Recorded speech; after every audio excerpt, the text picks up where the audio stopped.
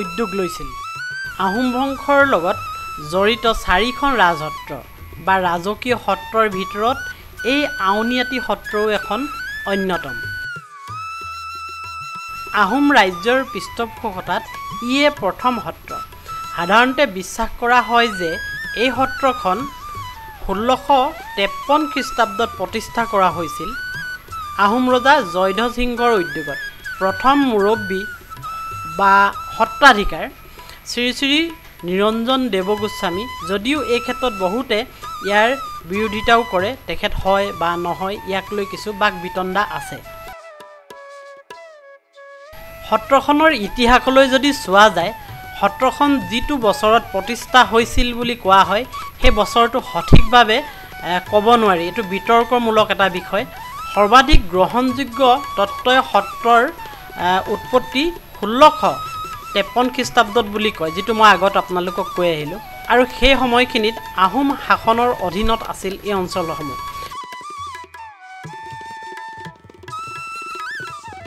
আহি আউনীআটী সত্ৰ পালোহি। আউনীআটী সত্ৰৰ শ্ৰী শ্ৰী ডক্টৰ পীতাম্বৰ দেৱ গোস্বামী সত্ৰাধিকাৰ। তেখেতক আগত আমি লগ পাইছোঁ ইয়াত কাম কৰিবলৈ আহোঁতে। এতিয়া লগ চগ নকৰোঁ আৰু আছে বা নাই সেইবোৰ নাজানো, হয়তো তেওঁ পাহৰিবও পাৰে। ইয়াতে নিশা আগত থাকিও গৈছোঁ। ইয়াৰ পৰিৱেশৰাজি এনেকুৱা ধৰণৰ। ভিতৰলৈ যাম আৰু কি কি দেখাব পাৰোঁ দেখাম। সুতমলা ৰজা আছিল সেইখিনি সময়ত।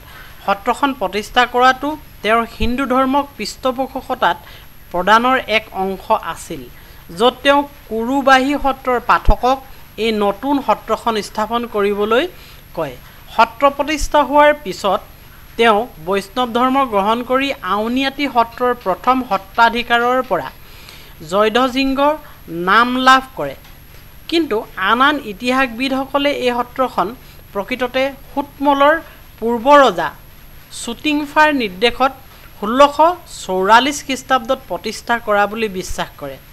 তথাপিও আন এটা মতামত হ'ল যে জয়ধ্বজ সিংহই 1656 চনত ইয়াক ৰাজসত্ৰ হিচাপে প্ৰতিষ্ঠা কৰিছিল, মাটি আৰু শ্ৰম দান কৰি।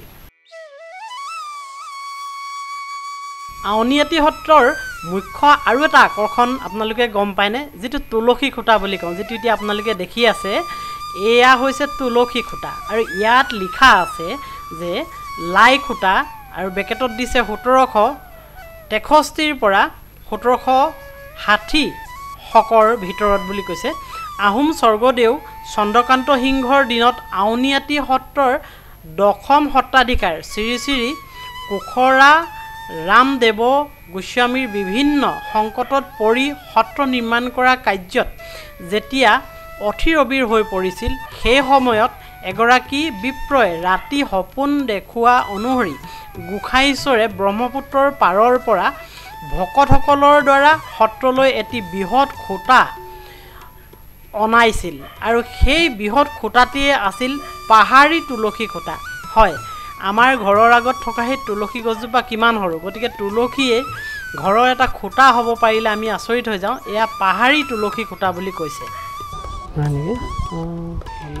10 দিনৰ হেৰি হৈছে বাৰু, আৰু তাতে এতিয়া জইন কৰি দিবলৈ বিল্ডিঙো বাঢ়ি যাব। এদিনত 2খনকৈ 20খন 22খনমান হৈছে। হয় হয়, ভাওনা ন 20-22খন। দিনটোত কেইখনমান দেখাব? এক ৰাতি 2খন যায়। এৰাতি 2খনকৈ 6টা বজাৰ পৰা আৰম্ভ হ'ব। হয় নেকি? 10 বজাত এখন এটা হ'ব। সিখন আৰু এঘণ্টা আধা ঘণ্টামান ৰেষ্ট দিব। তাৰপিছত 2টা বজাত সেইখন হ'ব। 2টা বজাত হ'ব। 2টা বজাত 2খন ভাওনা এটা হয়। হয় হয়, সন্ধিয়া 6 বজাৰ পৰা। এইফালে যাব ন? পুখুৰীত মাছ আছে। গোসাঁই মাছ ন? সেইবোৰ নধৰে চাগে? গোসাঁই মাছ কাছ আছে। কাছ এতিয়া নোলাব ন? কাছ এতিয়া ভৰ্তি কাছ নোলাব, এইটো ৰ'দ।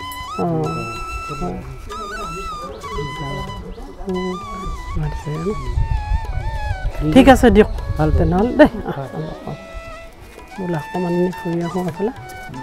সত্ৰাধিকাৰী শ্ৰী শ্ৰী নিৰঞ্জন দেৱ গোস্বামীয়ে আহোম ৰজা জয়ধ্বজ সিংহক বৈষ্ণৱী দীক্ষা দিছিল আৰু ফলপ্ৰসূ বংশটোক সংস্কৃতিবান কৰি তুলিছিল।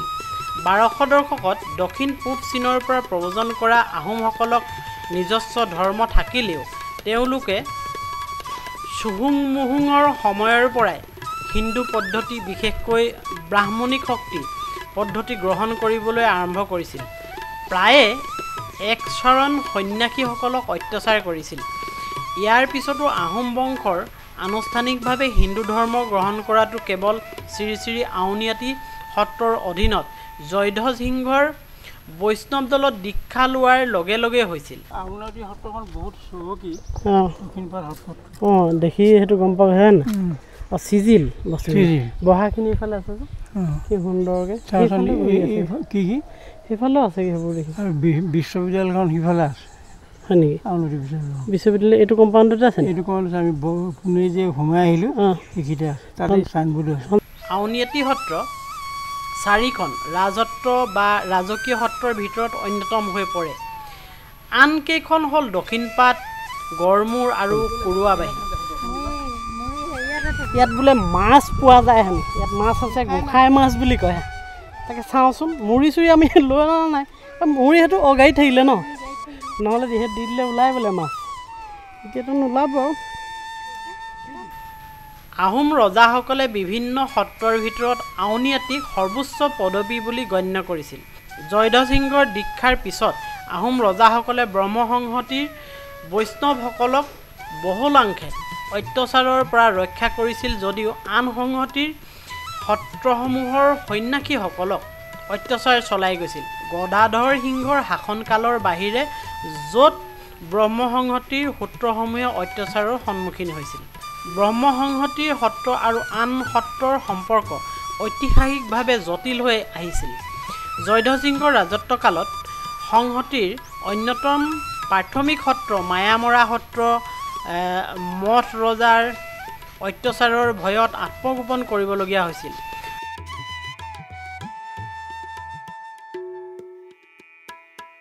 ইয়াত ভাত খাই ল'লোঁ কমলাবাৰী বজাৰত। ইয়াতে ভাতটো খাই এতিয়া আমি যাম ক'লে কমলাবাৰী সত্ৰ ন, কমলাবাৰী সত্ৰলৈ গৈ লওঁ। আৰু গৈ থাকোঁতে আপোনালোকক ক'ম হেৰিয়াৰ কথা, আউনীআটী সত্ৰৰ মিউজিয়ামত কি দেখিলোঁ। ব'লক গৈ থাকোঁ। 1786 চনৰ পৰা 1789 চনলৈ আহোম ৰাজতন্ত্ৰৰ বিৰুদ্ধে মোৰামূৰীয়া বিদ্ৰোহৰ সময়ত কাল সংহতিৰ লগত জড়িত বিদ্ৰোহীসকলে আউনীআটী সত্ৰকে ধৰি ৰাজকীয় সত্ৰসমূহ জ্বলাই দিছিল।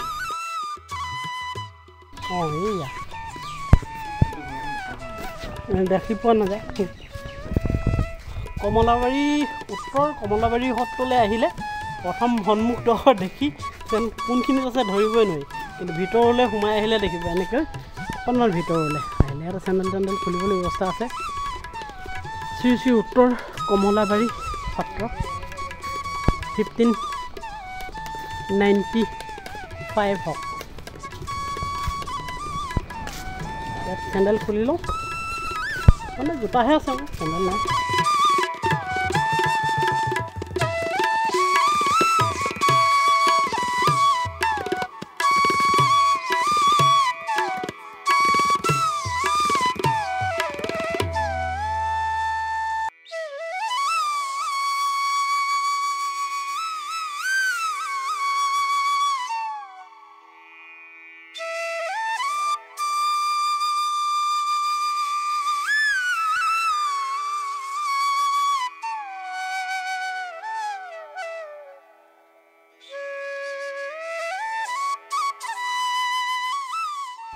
অনুভৱ ভোক লাগি আছিলে, এতিয়া ভোকটো মৰিলে বাৰু, ভাত পানী খালোঁ।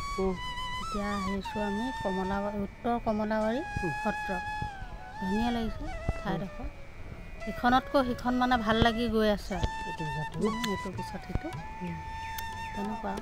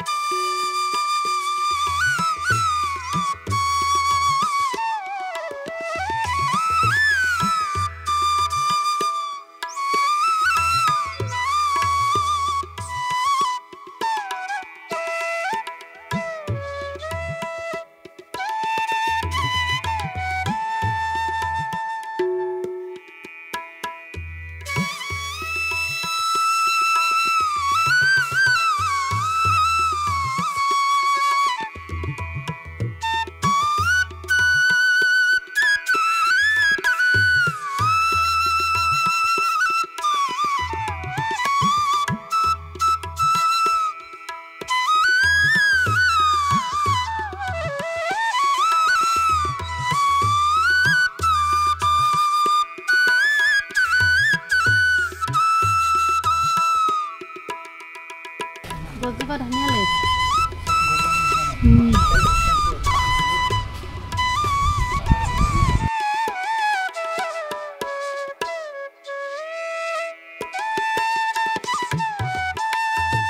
ধুনীয়াকৈ ৰাখি থৈছে, দেখাৰ সৌভাগ্য হ'ল, ভাল লাগিল।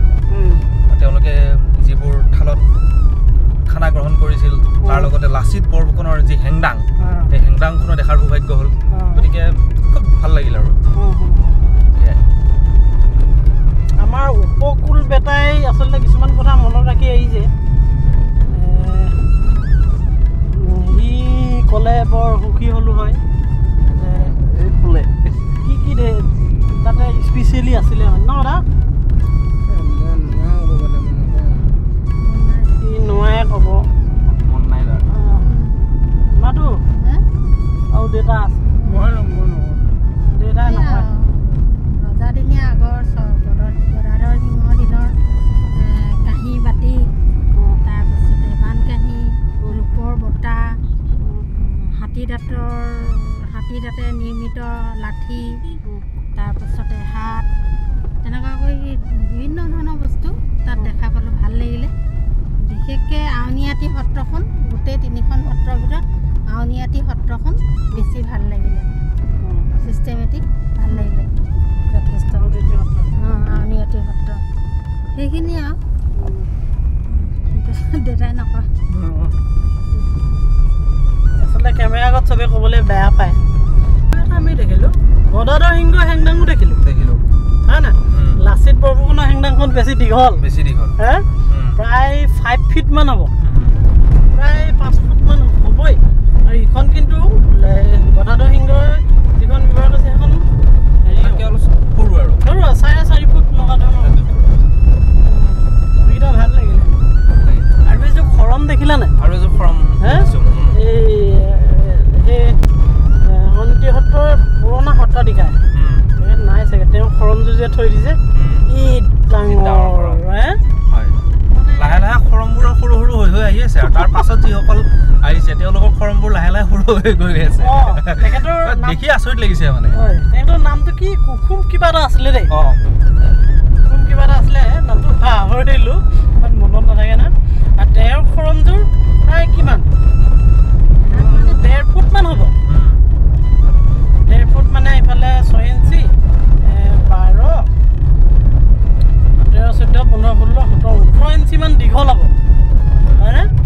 সেইটো 1811 চন নে কিমানৰ কথা এইটো। তাৰপিছত সেইটো 1800 চনৰ কথা মানে 1800 শতিকা। তাৰপিছত 1900লৈ যেতিয়া আহিলে তাৰপিছতে চেণ্ডেল আছে ন? তেওঁলোকৰ আকৌ সৰু আৰু সৰু হৈ গৈছে, আৰু সৰু হৈ গৈছে। তেনেহ'লে আগৰ মানুহৰ দেহবোৰ বহুত ডাঙৰ ডাঙৰ। তেওঁলোকে পিন্ধা যিবোৰ চোলা সেইবোৰ চাগে কিমান ডাঙৰ ডাঙৰ হ'ব ভাবকচোন। বহুত ডাঙৰ ডাঙৰ হ'ব। এই গৰুবোৰ বৰ দিগদাৰ কৰিছে যাবলৈ নিদিয়ে। আৰু তেওঁলোকে খোৱা যিবোৰ বাচন বৰ্তন, সেই বাচন বৰ্তনবোৰ চাই অনুমান কৰে যে তেওঁলোকে কিমান খাব পাৰে, কিমান তেওঁলোকৰ শৰীৰটো কিমান ডাঙৰ শৰীৰ এটা হ'ব। শৰীৰটো চাইহে তেওঁলোকে খানাখিনি খাবতো। তেওঁলোকৰ যিবোৰ চৰিয়া, যি কাঁহী, আচৰিত আৰু। গদাধৰ সিংহৰ যে জলপান খোৱা বাতিটো দেখিলা নাই? এইটো কিমান ডাঙৰ হ'ব? হাতত ইমানটো নহয়, সৰু কাঁহীখন ইমানটো আছে। আচৰিত আৰু দেই, মুঠৰ ভাল লাগিল। বহুত দিনৰ পৰা ভাবি আছিলোঁ আৰু ভাল লাগিল আৰু আহি। আৰু তাৰ লগতে মানুহবোৰৰ যি আচাৰ ব্যৱহাৰ ইয়াতে, কাৰণ কয় মাজুলী ঠাইখিনি অতিথি পৰায়ণ বুলিকে মানুহবোৰ, গতিকে তেওঁলোকৰ মাত কথা আচাৰ ব্যৱহাৰবোৰ খুব ধুনীয়া, গতিকে সেইটো ভাল লাগে আৰু। আটাইতকৈ বেষ্ট লাগিলে আউনীআটী সত্ৰ। আউনীআটী সত্ৰ বেষ্ট লাগিলে কিন্তু দেই, গোটেইখনৰ ভিতৰত মানে আউনীআটী সত্ৰকে 1 নম্বৰ দি থ'ব লাগিব। প্ৰপাৰ্টি ফালৰ পৰা দেখিলোঁ, শৃংখলাবদ্ধ দেখিলোঁ। মিউজিয়াম চাবলৈ ৰৈ থাকিবলগীয়া হোৱা নাই। তাত এজনক দায়িত্ব দি থৈছে, তেওঁ 10 টকা টিকটটো লয় আৰু আমি 5জন গৈছিলোঁ, 50 টকা এটা দি সোমাই গৈ ধুনীয়াকৈ চাই মেলি আহিছোঁ আৰু। সেৰেঙা লাগিল কমলাবাৰী সত্ৰ। কমলাবাৰী সত্ৰত সেৰেঙা লাগিল আৰু ইমান পপুলাৰ যেন বাকীকেইখনত গৈ যিটো আনন্দ পোৱা গ'ল, কমলাবাৰী সত্ৰত তাতকৈ কম আৰু মানুহ কম মানে একেবাৰে নাই, একেবাৰে নাই বুলিয়ে ক'ব পাৰি। হয়তো আমি যাওঁতে অলপ দেৰি হ'ল সেইটো কাৰণে হ'ব পাৰে ৰাতিপুৱাৰ ভাগলৈ হয়তো আছিল মিউজিয়ামটো বন্ধ কৰি দিছে কথা হ'ল সেইটো এটা মিউজিয়ামটো চাম বুলি মই আশা কৰিছিলোঁ বোলে আজি বহুত দিন ধৰি মিউজিয়ামটো বন্ধেই হৈ আছে হ'লে তাকে মুঠৰ ওপৰত মাজুলী জাৰ্ণিটো মজা লাগিল এতিয়া ঘৰলৈ ঘূৰিছোঁ দিনটোৰ ভিতৰতে আচলতে আমি বহুতখিনি চালোঁ চাই মেলি এতিয়া আকৌ ঘূৰিয়ে দিলোঁ আমি ৰাতিপুৱা ওলাইছিলোঁ 6:20 মানে 6:30 ওলাইছিলোঁ বুলি ধৰক এতিয়া 3:18 হৈছে 3টা বজাত আমি ঘূৰি দিলোঁ 3খন সত্ৰ চাই আৰু এইখিনি নাচাওঁ আৰু একেই প্ৰায় এই বুলি ভাবি ঘূৰি দিছোঁ এতিয়া গৈ আছোঁ বগীবিল ওলাই যাম মঠাই গৈ আছোঁ খালি যেনেই ওচৰ হয় মঠাই আপুনি আহোঁতেও দেখাই আছিলোঁ ৰাস্তাটো মাজে মাজে আপোনালোকক ঠিক আছে দিয়ক আজিলৈ তেনেহ'লে ভিডিঅ'টো এটা সামৰি দিছোঁ অন্য এদিন পুনৰ লগ পাম বাই বাই